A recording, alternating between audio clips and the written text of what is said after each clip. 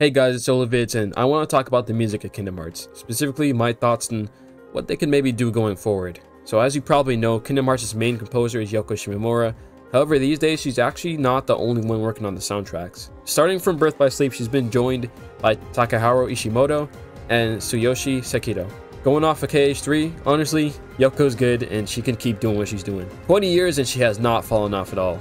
Wave of Darkness, Edge of Existence, Nachtflugel are standout new songs, along with the Disney track, which are all fun. There's also the remixes of the older songs that were also really good. They had both high quality remixes that are more closer to the original, as well as more experimental versions that are a bit different. Now, Tsuyoshi Sekido, I'm not as familiar with, but I looked up what they did for a bit, and it seems like he did the Gummy music for Kingdom Hearts 3, as well as the Game Central Station music for Unicross. He seems to usually do a lot of arrangements for other Square Enix games though, but here he made a small amount of side tracks and all that. The Gummy songs actually do sound good in KH3, though I think maybe they could let him try a bit of rock with an actual electric guitar, since that's what he seems to usually do outside of Kingdom Hearts.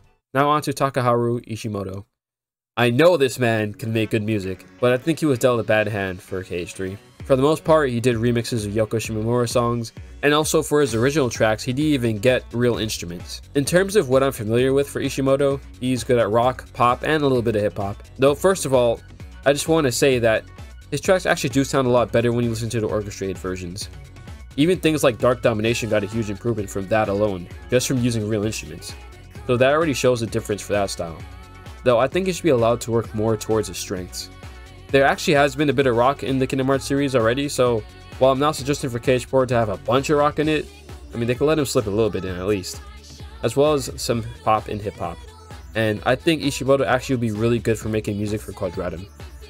Now, I don't know if they would be willing to do this, but of course, along with the opening and ending as usual, I'd really like to see Ishimoto and Utada Hikaru do a collab for an in-game track, at least one. Assuming Quadratum is a hub, they can do a hub theme for that.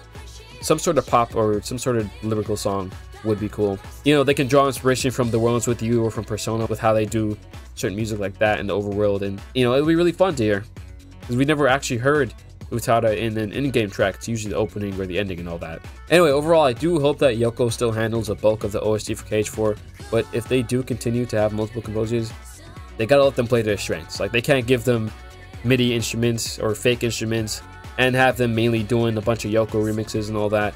So they gotta let them play their strengths and let Yoko do her thing, and I think we'll have a really good soundtrack. And they actually have done a lot of good soundtracks in the past KH games. Things like Birth by Sleep and all that, so they can do it. It's just, you just gotta give them good tools to work with. So anyway, that's been my little ramble on how I think they should go towards the Kingdom Hearts music in KH4 and beyond. So far we only heard one song for KH4 really. We just heard Reality in the Dark, which I'm pretty sure was a Yoko song, and it does actually sound pretty cool.